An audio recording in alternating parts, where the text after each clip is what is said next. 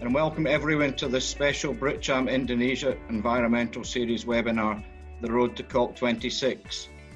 Those of you that attended our first event on forest restoration will recall that next year there are two crucial UN climate change conferences, one in Italy focusing on the world's youth, and the other, the main event in Glasgow in the UK, that will be attended by the world's leaders.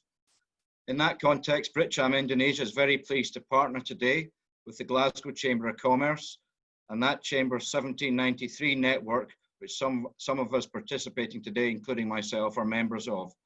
I would also like to acknowledge the support of the Glasgow Chamber's Circular Glasgow team, with whom BritCham Indonesia will hopefully bring more content to our members here in the future.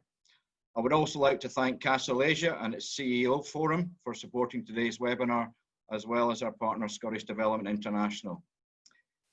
In our last Road to COP26 event, all of the speakers highlighted the huge increase in the number of companies declaring climate change agendas and/or carbon neutral strategies in the last 3 or 4 years. Today, it's our pleasure to bring to you two executives from Unilever PLC, a company that has embraced such an agenda for an awful lot longer than the last 3 to 4 years, and arguably one of the first global organizations to have done so. Joining us today from Unilever are Alan Jope and David Ingram. Alan, who is currently Unilever's Chief Executive Officer, joined Unilever 35 years ago, and during that time has spent 14 years working in North America and 13 years in Asia, amongst other locations. Prior to taking up his current role, his roles included President of the Beauty and Personal Care Division, President Russia, Africa and the Middle East, President of Unilever's Home and Personal Care business in North America, as well as a global category leader of several of the company's food businesses. Originally from Glasgow, Alan graduated from Edinburgh University and thereafter the Harvard Business School.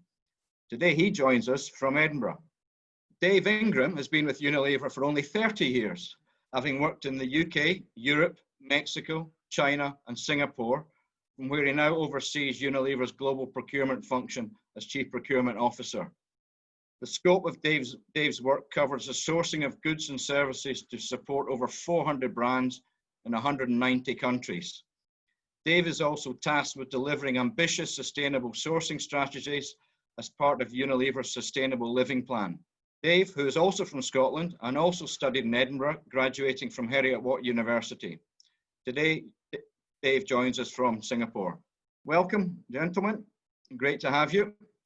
Hi, Ainsley. Nice to be here. Thanks very much for having us. It's a pleasure. And the same. Thank you, Ainsley. Thank you very much, Dave.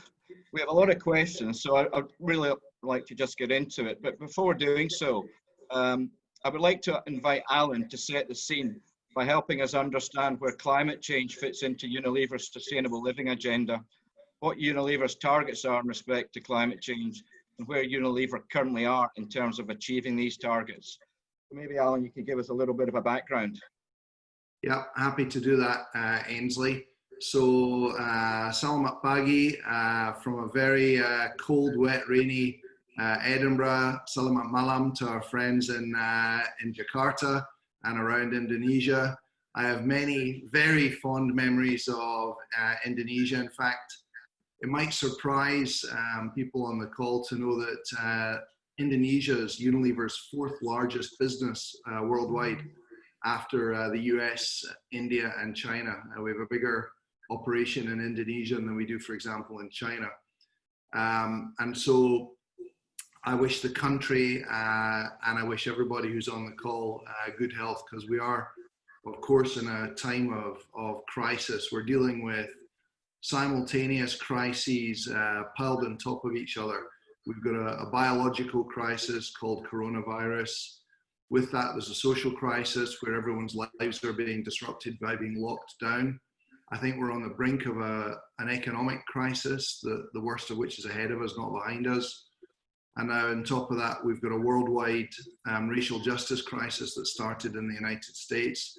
And frankly, we've got a growing geopolitical crisis with a retreat away from multilateralism. But first and foremost, this is a human tragedy. People are dying, people are losing their livelihoods, and we shouldn't forget that as we go about our business. A quick word about Unilever. We're an old company. Our founders started the businesses that now make up Unilever in about the 1860s. Today we have a 52 billion euros of turnover. We run the company in 3 divisions. We call those beauty and personal care, where we sell things like hair care products, skin care products, soaps, etc. We have a 10 billion euro home care business, which is things like laundry detergents and surface cleaners. And we have a 20 billion euro foods and refreshments business. So 3 divisions, 20 billion euros, 10 billion euros, 20 billion euros. I think Unilever is probably well known for 2 things. We are unusually internationally diverse. 62% of our sales now comes from outside of Western Europe and North America, which is unusual for a global multinational, which would typically have 60+% of sales coming from Western Europe and North America.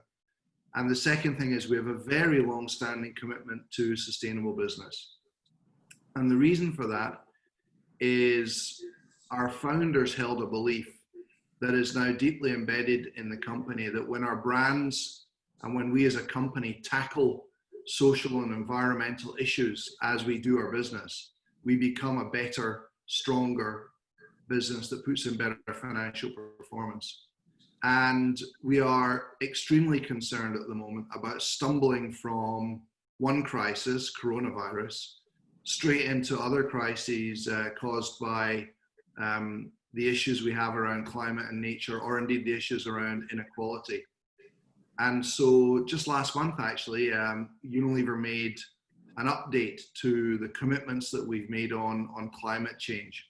Now, they're a bit detailed and a bit complicated, so I'll try and headline the commitments that we've made right now.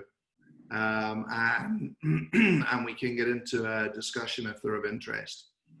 So we've got 3 different net zero targets. The first is that we want to be net zero in our operations by 2030.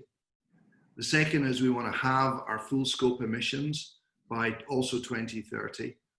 And the third is that we want to be net zero from sourcing to sale of our brands by 2039. And those are all unbelievably ambitious. We're not quite sure how we'll get there, but we're determined that we will. The second area that we made commitments is around the area of regenerative agriculture, where we already said we want to be deforestation free in our supply chain by 2023, so just around the corner. But we launched not just a sustainable agriculture code, but a regenerative agriculture code, whereby we hope that through our operations we will increase the carbon sinks in the world through nature. And we especially want to do that working with smallholder farmers. Then the next area where we made commitments is around water stewardship, where we made a number of commitments, one of which is that we will work towards having fully biodegradable formulations in our products. And the last thing that I'll talk about is we also set up a 1 billion euro climate and nature fund over the next 10 years.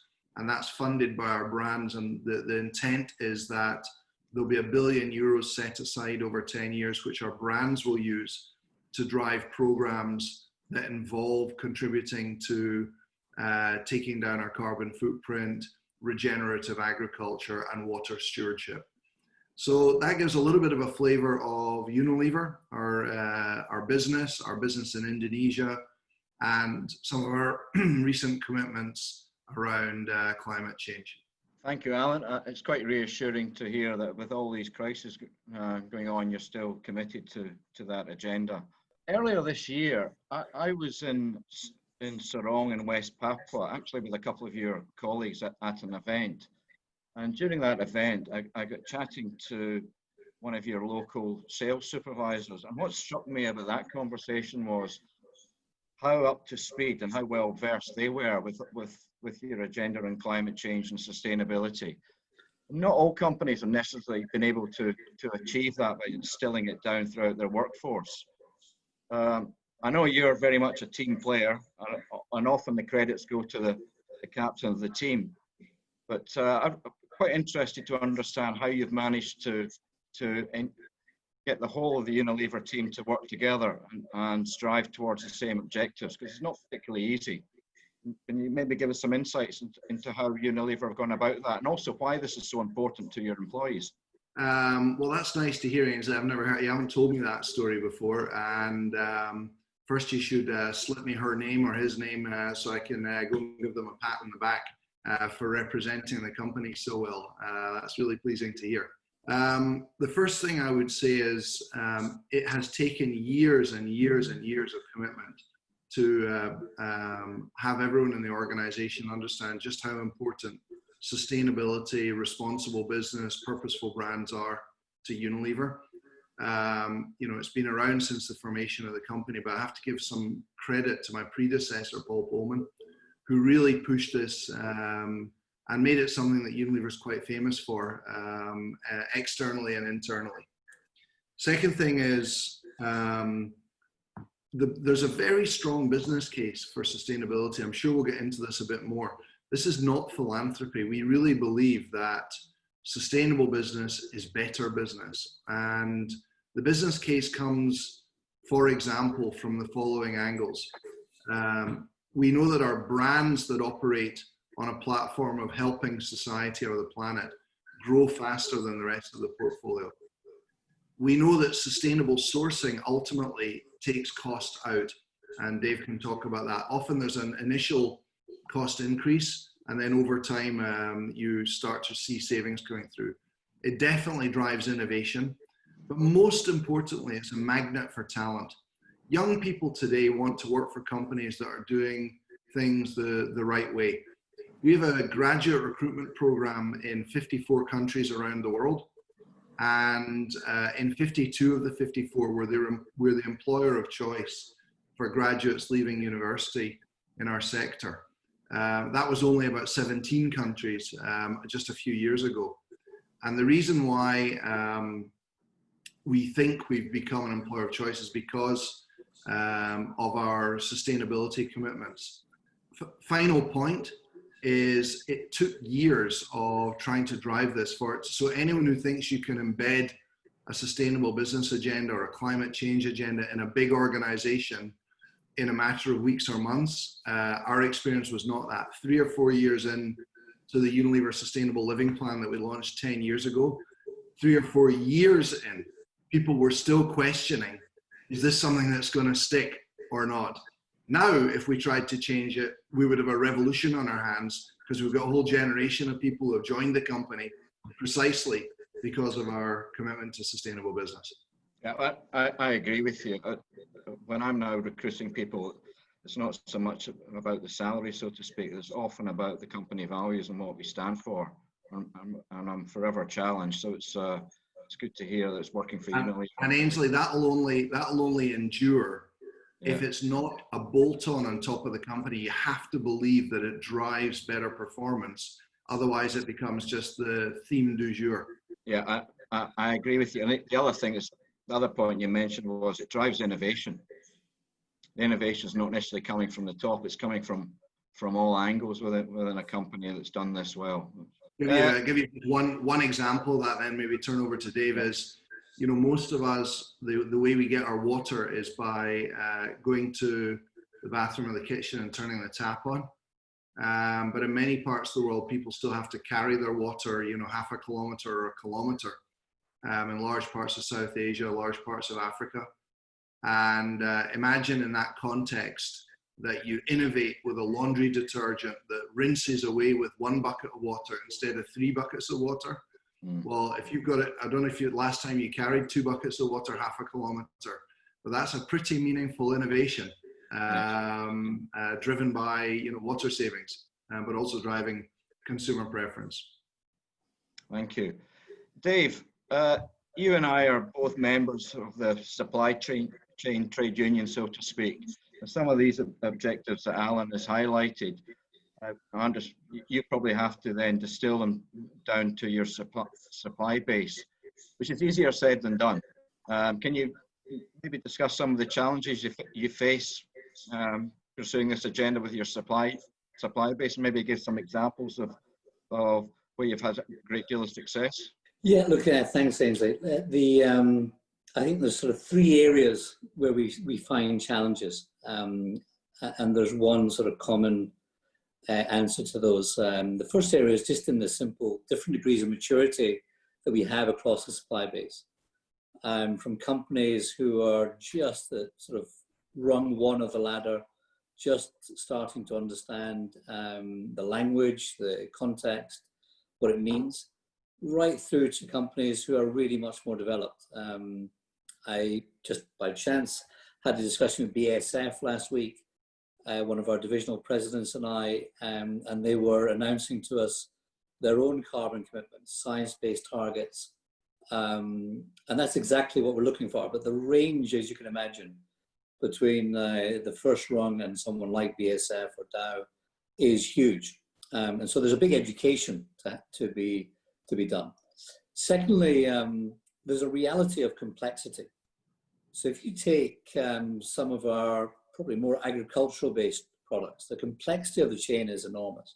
If you take palm kernel supply chain, which has got probably 9 different ownership steps through that chain, or our fragrance and flavors business, where, you know, I was again last week actually in Edinburgh talking to IGS, who are doing vertical farming systems, and they're supplying a converter who supplies a fragrance house who supplies us. So these chains are really really complex in many cases, particularly agriculturally.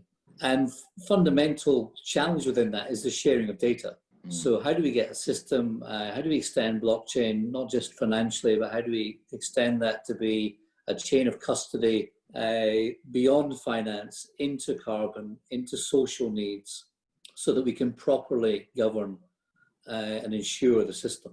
And the one answer I had, the generic answer, is really about partnerships. This is only going to be done if we do this in partnerships across that chain. And that's what we're really trying to do with our work, whether it be on palm, on cocoa, even on very local to Indonesia, coconut sugar work we're doing with the farmers, something like 30,000 farmers that we're working with directly to look at how they improve their yields and operation, all with a mission to ensuring our supply and the resilience of our supply, the sustainability of that supply, both for ourselves in terms of carbon, but also for themselves in terms of income, which is really important. So that partnership piece is going to be critical across much of this agenda. Thanks, David. I see we've got quite a few questions coming in on AI and tech, and also smallholders, and I think we'll probably address a few of them later in the Q&A. Alan, I'd like to get back to another of your stakeholder groups, the consumer. And when I look at a lot of companies that have adopted climate change programs, I'm not entirely convinced that they resonate with their customer base. And too often they may be just seen as CSR with contemporary buzzwords. And I think that's unfortunate. How have you gone about making it very relevant to your consumers? Okay, so let me tackle it the following way. The first thing is, it is absolutely crystal clear to us that we will not succeed long-term as a business if all we do is talk about washing your clothes whiter, making your skin softer, or making your meals tastier. People care about other attributes, and our purpose-led brands are at the moment growing 60 or 70% faster than the rest of the portfolio. They now make about 50 to 60% of our turnover. Actually, it's 60% of our turnover, and are growing much faster than the rest of the business. Second thing, and this is, we're quite public about this, which is odd because it is our secret recipe, which is a lot of brands go on television and start shouting about, you know, Black Lives Matter or Save the Orangutans or whatever the issue du jour is, where they haven't done a thing about it. And when you get that disconnect between what a brand is saying and what a brand is actually doing, consumers can smell it customers can smell it from 1,000 paces, and it doesn't smell very nice. So the only reason why a brand like Dove can talk about girls' self-esteem is because we've now worked with 50 million girls in one-on-one sessions, explaining issues around body image, unrealistic beauty ideals, etc. And so we've got the authenticity to talk, therefore, about real beauty and diverse images of beauty. The only reason why Domestos can campaign for decent sanitation for everyone is because we put 25 million toilets into homes around the world. The only reason why Lifebuoy can talk about saving the lives of kids under the age of 5 from preventable diseases is because we've now educated 1 billion people on proper hand washing. And the list goes on, the actions that Hellmann's is taking on food waste, the action that Nora is taking on plant-based nutrition. And so it takes years of doing those types of actions before you can authentically talk about it in your brand communication and advertising. And so when you put those two things together, number one, we're 100% convinced that consumers, especially young consumers, really care about these issues. And number two, the brand say cannot come and run ahead of the brand do, and they need to be doing things. That's how we make it relevant for our customers. Thanks, Alan. And we have some of your younger consumers coming on later, so we can maybe test the theory. It'll be good. Yes. Dave, I want to call you up on one point. Recently, Unilever made an announcement regarding 100% use of renewable energy from the grid to your various facilities around the world. To those of us in Indonesia, this was somewhat difficult to understand, given that the power distribution here is controlled by a state monopoly that takes most of it, where most of the feedstock is from coal. So can you explain in the context of Indonesia how that claim stands up? Sure. Well, let me start. Globally, each of our factories started, I'm going to say 7 or 8 years ago, developing decarbonization roadmaps. So every single one of our 240 odd factories has a decarbonization map.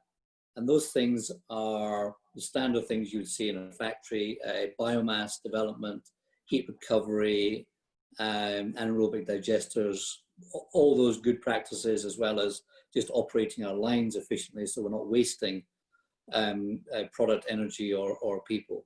And if I narrow down into one of our largest factories globally, is actually, as you well know, sitting just outside Jakarta in Cikarang. The complex has been working on this agenda for the last 7 or 8 years, and has been one of our leading lights in terms of decarbonisation. So it was one of our first facilities to have full biomass as renewable energy for its plant, and has also gone a full scale on anaerobic digestion. And that in itself accommodates about just under 70% of our need in Cikarang through biomass.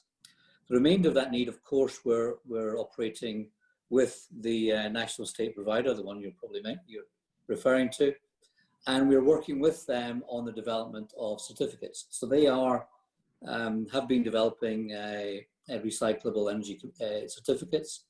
We're working with them on making sure that they are accredited as part of what you'll know as the Global Clean Energy Investment Accelerator Network, which governs certificates. So around 70% of our factories are covered by our own energy management and biomass. The remainder Dave, is coming from... sorry to interrupt, Dave. It might be useful for some of the attendees if you just explained a little bit what biomass is. It's not particularly intuitive concept. Will do. So biomass changes slightly by country. In China, for example, we take peanut shells, used peanut shells, crushed and formed, and we put them into a converted boiler and use that for 90% of our energy when we're making laundry. In Indonesia, I'm not exactly sure what we use. It'll be something used agriculture. It'll be husks of industry in agriculture, goes into a converted boiler and creates our energy for us. It's particularly useful, the boiler design, useful in our laundry manufacturing. And of course, that's one of our heaviest energy usages within a factory. I just wish that the PLN here would embrace renewable energy a bit more. Some of us are in that sector still struggling to get projects going. Indonesia is well behind its targets in developing renewable energy. It's good to see that the progress that you've been made.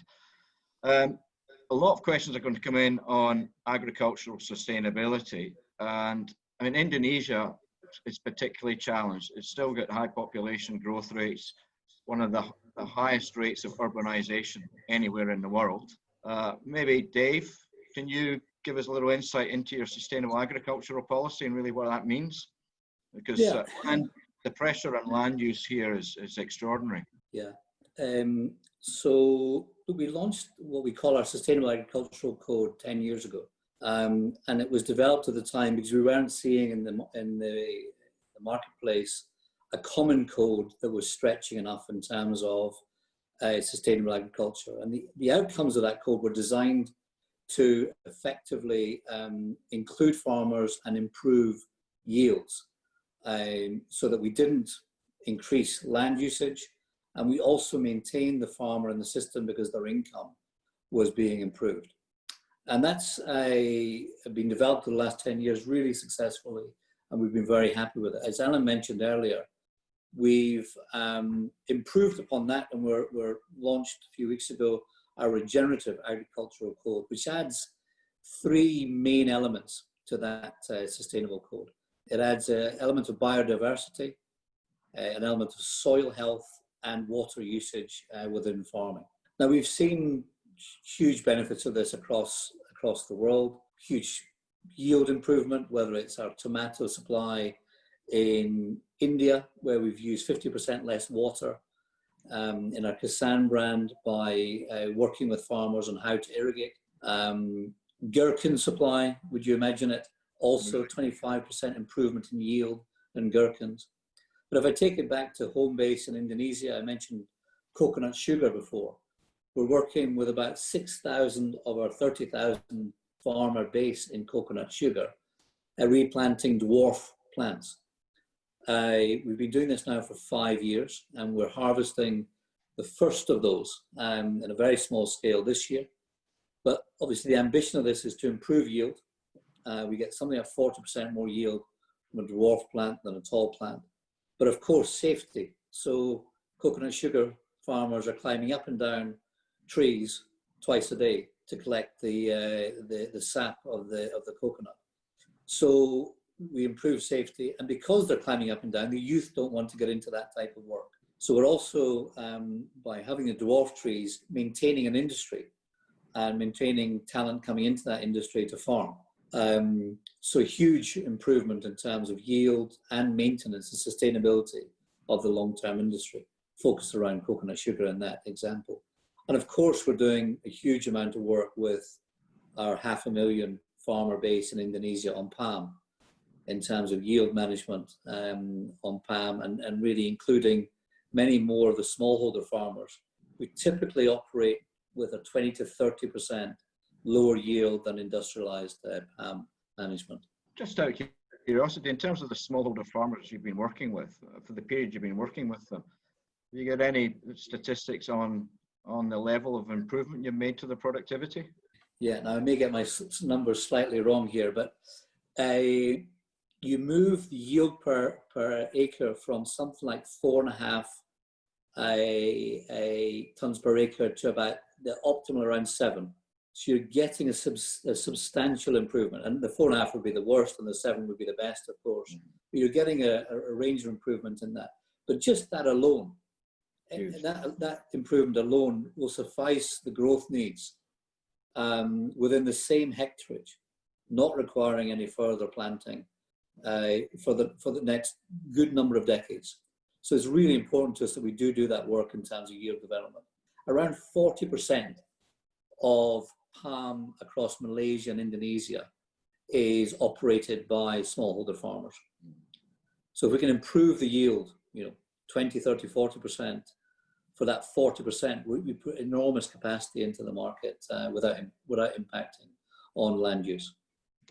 Sure. The last question that I have before we go to the other people that are attending is for Alan. I understand that Unilever have an internal carbon tax, and the last that I read, that was valued at $40 per tonne. I think a lot of people listening won't really understand how people arrive at a value for an internal carbon tax. Many companies have got completely different values. Can you maybe just explain a little bit about why you did that, how you arrive at the value, and then what do you do with the tax? Yeah. So Ainsley, I don't know how wide to frame this, but it's certainly true that capitalism 2.0 is going to have to price in externalities like the waste footprint of a business, some of the social impacts, and certainly the carbon impact. So we, rather unusually, we do call for a public price on carbon. We want to see carbon taxes, carbon trading, carbon credits brought in by more and more governments. Meanwhile, we've introduced our internal carbon pricing, as you point out. Now, there are various ways you can put a price on a ton of carbon, and typically at the moment the range is between 30 and 70 US dollars a ton. We're at the moment, I think it's gone up. I think we're now charging $50 a ton. Yeah. On our internal carbon. And basically, whenever we've got a new capital project that we're proposing, we price into that capital project the carbon impact. The money then gets taken and deployed into a fund inside the company and is used for some of our sustainable initiatives where we need to invest up front. So if we want to invest in more bio boilers of the types that Dave indicated, or if we want to do some experiment on regenerative agriculture. And I think we've got about 150 or 200 million euros a year that we're generating through our internal carbon pricing that is then used to pioneer new low carbon technologies inside the company. But that's honestly small beer. The real issue is getting governments to put in place some effective form of carbon pricing so that whole industries shift away from high carbon to low carbon footprint technologies. Thank you, Alan. I agree with you. We may make it onto that last point a little bit later. What I'd like to do now is invite three special guests to come up on board and ask Alan and Dave questions. They are all pupils at the British School here in Jakarta. The first is Sky Evans, and I think Sky is in year 7 going into year 8. Second is Jun Sakamoto, who's currently in Japan. She just graduated from the school. And the third is Patricia Wijaya. And what I want to do is I want to ask Sky to ask his question first. Alan and Dave will answer. Then we'll go to June and Patricia because their questions on a similar subject. So Sky, are you there? How are you? Good. Okay. All right. I better tell Alan and Dave they need to strap themselves in. This could get a bit turbulent. So, looking forward. This is the best bit, Ainsley. Right. Your starter for 10. What football top is Sky wearing? Dundee United. Yeah. Is it? Yeah, I was going to say it's Dundee United, isn't it? Well played. Okay, Sky. Fire away with your question for the two gents. Sky, can you see my football top there? It's a bit shiny, but that's a football top up there, which is the Singapore British Club football team, which is, I think we would actually beat Dundee United right now. I did enjoy that comment. His father's behind him there. Right. Okay, Sky. Could you tell me what Unilever's policy towards plastic? What are you doing to remove plastic waste? Yeah. I thought that might be the first question up, and I'll not deal with sachets right now, but we'll come back to that, I'm sure. So Unilever uses about 700,000 tons of plastic a year, and we recently made 2 commitments. The first commitment is that we would, by 2025, which is right around the corner, make sure that 50% of our plastic comes from recycled material, so that we would use recycled plastic in our products. And the second is that the second big commitment is that we would participate in collecting up more tons of plastic than we actually use. And the thinking behind these two commitments is a concept called circularity. Plastic's actually a very good material. We'd all be in deep trouble without plastic. If anyone, God forbid, has to have a medical procedure, you would not be happy if there wasn't plastic available to help in the medical procedure.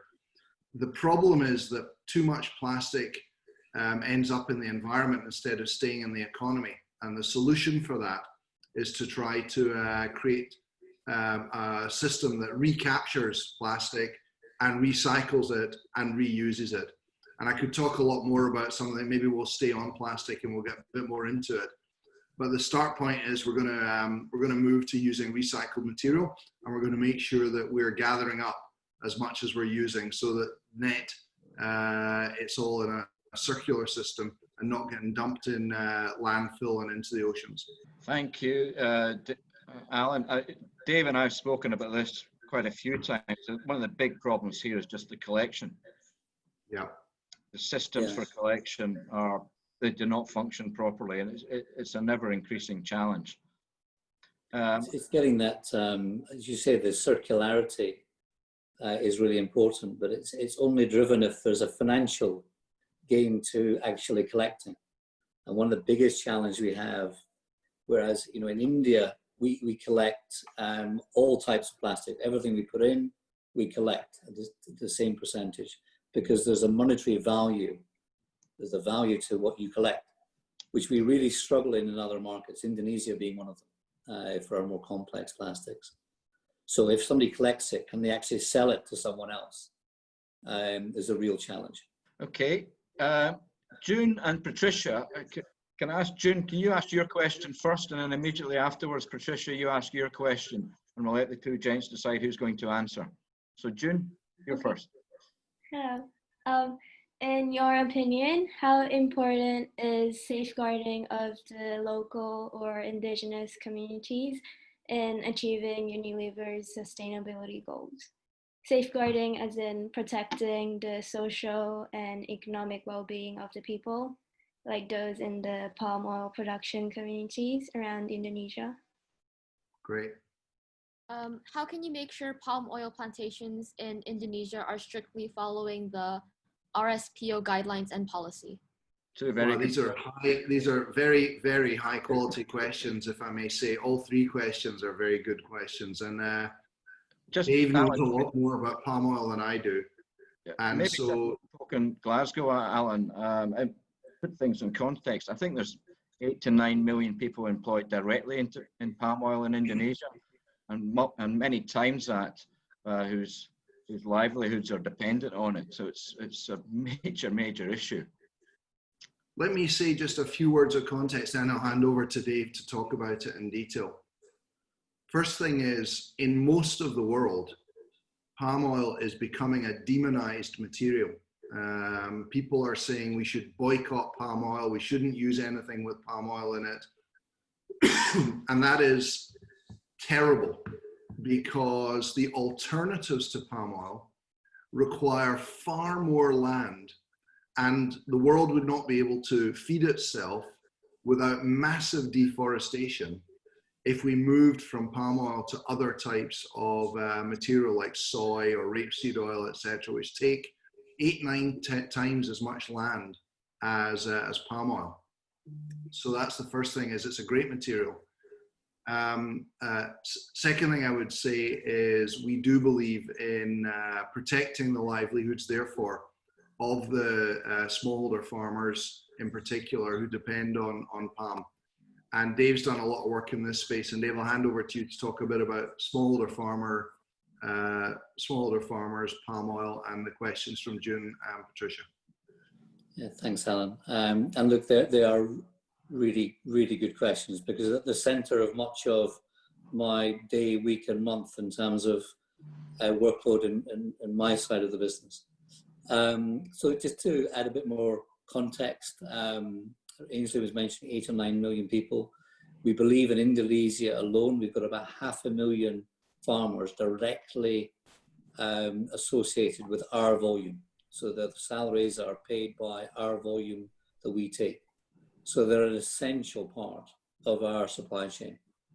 And as I mentioned before, unless we can get their yields up, their finances that they take in, their salary every month is sustainable and is a good one, that they don't go to some other job. It's essential for us, for our own, making sure we get our volumes next week and next month, that they have a job, that they have social rights, that they have land rights, and that they want to be in this industry because it gives them a good salary every week and month. So the work we're doing, and I'll link the two questions if I can, the RSPO has been a body that's been, I think, around 15 years, and it's been really positive and instrumental in driving a more sustainable palm production. So that's the first thing to say. It's been a good thing that we've had RSPO for the last 15 years, because it has driven a lot of good. What we've realized, though, is it does not guarantee deforestation, because until we know in our language that the farm, the field, and the farmer that we source from, every single kilo of palm, until we know that, we can't guarantee non-deforestation. So our commitment that we made is to do that, is to understand exactly where we're sourcing from for every kilo that we source, and by knowing the farm, the field, and the farmer. And by doing so, we can actually work much better with the farmers. We can work on their yield when we know who they are. We can work on their human rights and social rights and salary when we know who they are. But to do that, it's going to take an awful lot of technology to help us. And you'll have heard, I think, of blockchain and how finance and cost goes through a chain, from a farmer to a trader to a mill to a refiner to Unilever. So we're working with different technology companies to get that chain secure financially, and also secure in knowing that our volumes that we think are coming from that field actually come to our factory in Samanki. So that's a really important piece that we're working on right now, is the technology that allows us to visualize, to see the farm, the field, and the farmer, ensure they're getting paid the right wage, and ensuring their ton of palm gets to our facility in Samanki. Thank you, Dave. Ainsley, I think what people understand is just how productive that particular plant is compared to the alternatives. And certainly, anytime I engage people back home, they really have no idea. Yeah. Sorry, Alan mentioned the 8 or 9 times, and indeed, whenever we look at it, we look at coconut oil alternatives coming from also this side of the world, and they're substantially more impactful on land wherever we look. And it is an education that we really do need to get into more and more people. Yeah. That it's about managing palm sustainably and well today. It's not about moving into other crops that are substantially more impactful on the land. Thanks. I see Asti seems to have blocked out Patricia, June, and Sky. I'd like to thank all three of you for your questions, and I know June is off to study in the UK in architecture, so I wish you all the best in that career. And Gabriel, I look forward to seeing Dundee United play Alan's team from Singapore. Once again, thank you very much. Can we have our next three questioners, please? Are they all online? Have we got, there we are. First one is Dr. Mari Mulyani.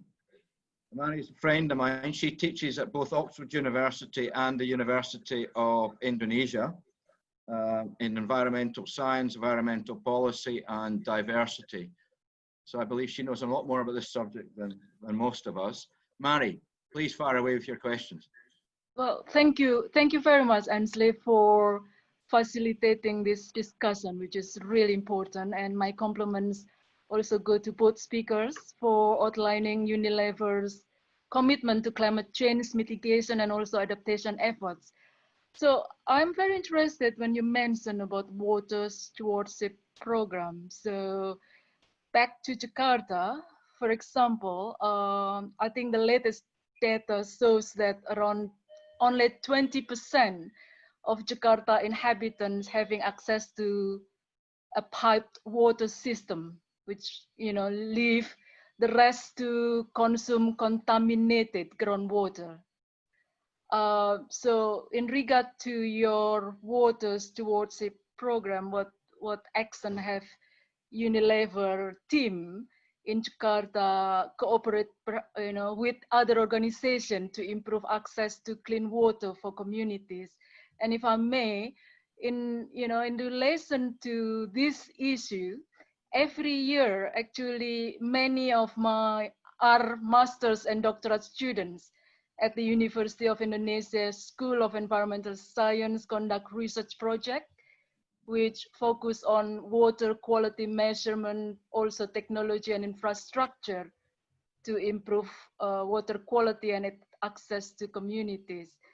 My question would be, how might our university and Unilever cooperate and join force in finding a solution to this most pressing matter, both in Jakarta capital and in Indonesia at large? Thank you. Yeah, So, shall I? Go ahead, Dave. Okay, so I think we look at this in three ways. We look at it in terms of reducing the amount of water our products need when they're being used. We look at it in our own facilities, ensuring that water usage is to an absolute minimum and we reduce, reuse or recycle as much as possible. And we've started to look at access programs for communities around our facilities. And let me just go one layer down for each of those three. So I think Alan mentioned an example of where our products have reduced water usage by a third. In fact, in Indonesia, the Malto brand in Indonesia in 2009 introduced this product and is now using exactly a third of what it was using before in terms of a consumer use. Our factories, particularly our Chickaran factory, has done a lot of work in terms of reducing its water usage, investment in wastewater treatment plants so that we can reuse that water in our own manufacturing. And so we get as much as possible a closed cycle within our own factory. And we've started to, as part of the commitment you may have saw a couple of weeks ago, work in a radius around our factories with the communities in terms of improving their access to water. We did start this a number of years ago, actually, in Palembang in South Sumatra, and we're reinvigorating that program right now around Chickaran facility. You know, Mari, we acknowledge that 40% of the world does not have access to decent quality water, and it's a huge, huge problem. And without a world where there's a reliable, safe supply of water, there's no good business for Unilever. So we're very committed to this. But it's one of those problems where there's no way we can tackle this on our own. It's going to require partnerships between government, the private sector, academia and NGOs to get on with this. And there's so much we can do within our own operations where, quite frankly, we've got a very clean picture now. But the real issue is what that last point that Dave finished on, which is we made a commitment that we want 100 communities around the world we will work with to secure decent water supplies for the community. And frankly, I don't know if Southern Jakarta is one of those. I would imagine, given the importance of our business in Indonesia to us, it will be. But there's a limit to what we can do as one private sector actor. It will require strong collaborative partnerships, which I think is the point you were getting at with your question, actually. Yes, I mean, I can also just briefly share with you here that one of the classic challenges within the academia is, relating to science communication, where our research may not necessarily respond to the core needs of appropriate stakeholders, including state institutions and also private sector. So yes, Alan, I mean, enhancing cooperation and coordination between academia, private sector, and state institutions, I think is key if we are to achieve overarching goals, including your 100 communities point of access to water. Thank you. Thank you, Mari. Ivy? Ivy is well known to many of us here in Britcham. She's the honorary consul in Surabaya and East Java, and also runs a logistics company. She was telling us earlier, has been doing work for Unilever for 40 years. Yes, thank you, Ainsley. Hi, Alan and Dave. Just a question, since my background in logistics, if I may ask, because in Indonesia, there's a lot of things have been done for, you know, giving this a switching more efficient, in terms of transport, we're switching more efficient, environmental friendly transport. And then a lot of people here also, you know, we adopt the green logistics, more, you know, more electric, but in your experience, is there any more sustainable like transport and logistic, you know, being implemented elsewhere that might be adopted here in Indonesia? Thank you. That's coming your way, Dave. Yes. Thank you. Look, I think, in fact, most countries are in a relatively similar state. You may get some more development in North America that we're working with through a partnership. We have there that's looking at say 3 different formats: electric, hydrogen, I can't remember what the third one was, technology for trucks. So, but it's still, to be honest, fairly nascent. We're not using it widespread. There's pilots and trials in various locations. The primary thing we're trying to do in terms of efficiency is making sure that we're planning our load management much more efficiently, so that we're not sending trucks half full to the wrong place and then shipping product back again, which in a market that is highly volatile is quite a challenge. So again, similar to what I said with respect to agriculture, a lot of the work we're doing is actually in terms of technology, planning technologies and predictive technologies and sensing technologies to understand what we should be sending where for efficiency reasons in logistics. So there is a piece of work in terms of the technology of the truck. It seems fairly nascent in most of the markets, but there's a lot of quite developed technology in terms of sensing and helping us plan and ship and load trucks around the world. And that's certainly something which is scalable rapidly. Dave, let me say one word of context for Ivy, which is if you look at Unilever's greenhouse gas footprint, so our carbon footprint, it's quite shocking where our carbon footprint actually sits. 24% of the carbon emissions come from raw materials sourcing. So everything we just discussed about palm oil and other agricultural and chemical materials. 66% of our carbon footprint is in consumer use, which is more or less the energy that's used to heat up the water that's used to cook our products or to wash your hair or wash your skin or wash your clothes. Only 1% of our carbon footprint is associated with manufacturing, 3% with distribution, and 5% with retail. So it's very important that we take advantage of all the technologies on logistics and distribution, that we move towards electric vehicles, that we use big data sets to plan our logistics more efficiently. But even if we cut our carbon footprint there in half, it would be a relatively small contribution compared to actions that we can take on raw material sourcing, or especially moving to the green grid. And Ainsley's instincts earlier on, that systemic change of the grid is the most important thing that can happen, is very accurate. So I thought I'd just share that to put it in context. Right, right. Thank you for the sharing. Thank you, Alan and Dave. One point I would mention here in Indonesia, Dave and I obviously spent time in China running our supply chain network. And a big barrier here, I think, is infrastructure. The infrastructure development is not at the same pace as other countries. And where you see infrastructure development moving at a rapid pace, encourages logistics companies to invest in new technology because they can immediately make productivity gains, but it's very difficult here.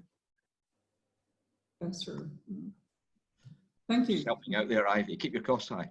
Your charges too high. Thank you. Our last guest questioner is all the way from Glasgow, and it's Cheryl McCulloch, who's the Senior Project Manager at the Glasgow Chamber of Commerce. and she's got a specific program, Circular Glasgow. Hello, Cheryl. How are you? Hello, I'm good. And thank you to you, Ainsley, and to the team and to all the speakers. It's been fantastic to hear everything today. It's been really informative in terms of both Unilever and I suppose some of that bigger picture stuff that you were speaking about, Ainsley. So I wanted to change tack slightly. Obviously, the sort of theme around this series is looking at COP26, and as a city, Glasgow, you know, in the Chamber of Commerce, we're absolutely delighted that the city's hosting COP26 next November. Glasgow itself is working towards some really challenging climate targets itself, you know, 2030, with ambitions to become a leading circular economy city. So what are your hopes and aspirations for COP26 and for Glasgow? And what role do you foresee Unilever playing, and how do you intend to embrace circular economy within that? Well, that's about 6 questions there, Cheryl. I thought I would challenge you since I was the last one. Well, let me just say, when COP26 is a big success, it will be a big success for Glasgow. So our focus is not so much on the kind of Glasgow angle, it's more about making COP26 successful. The headline is we've got to get back on track for the Paris Agreement commitments, and we're not on track right now. We're miles off. In fact, Paris set the goal that we would see temperature rises of not more than 2%. I think the latest view is 1.5 is where we need to aim, and we're currently on track for about 4% increase by 2050 in temperatures versus pre-industrial levels, and that is absolutely dangerous. I mean, it'd be catastrophic for the world if that happened. So the first thing that needs to happen at COP26 is to get governments to recommit to the national targets that add up to 2 or 1.5% degrees of global warming. I think the special role that Glasgow can play is to have then businesses commit. So if Paris was all about governments committing, Glasgow should be all about businesses committing. And we're working, I was working quite closely with Claire, and now that she's moved on, working quite closely with Alok Sharma to try to figure out what that role can be. And I think what Unilever can do is, first of all, set a good example, and we have set strict science-based targets that comply with 1.5 degrees warming. And we can set a good example on that. My own view is what needs to happen is we should have a sector-by-sector approach, whereby the organisers of COP26 say, right, in the heavy industry sector, you bunch of companies get together and you give us your commitments, and in the professional services, give us your commitments, and in manufacturing, you know, Unilever, get together critical mass of manufacturing. And sector by sector, we can make our commitments. So if we do that, if we can if we focus on climate change, if we focus on governments recommitting to the targets that they already set are drifting away from for Paris, and if on top of that we get business at scale committing to those science-based targets, then Glasgow will be a success. Let's hope it is a success. Thank you very much. I'm conscious that we've now run over time. I would like to thank Alan and Dave. Thank you very much for joining us today. I know your schedules are very busy. Pleasure. Everyone who joined us to ask questions. A lot of other people put questions in the Q&A box, but I think actually most of the subjects were covered by Alan and Dave in some respect during the course of the last hour. Thank you to all the attendees and to our partners. And I think one of the things that came across today from Unilever is you have the right attitude, you can make things happen. And given the scale of their business, some of the figures they gave us regarding the amount of smallholders they're working with in Indonesia, although it's a big task, put your mind to it, hopefully things can get done. So that's very encouraging. Thank you. Alan, thank you very much, Ainsley. Thank you very much. We'll see you on the other side. Hopefully. Thanks, Ainsley. Cheers. Thanks all. Yeah. Bye-bye.